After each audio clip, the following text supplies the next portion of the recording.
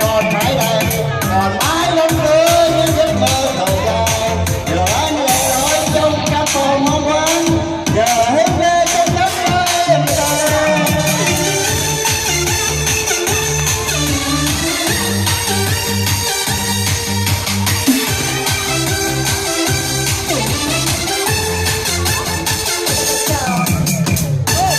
Sao em lặng lẽ ra đi, cho tình tôi rất nhớ bao năm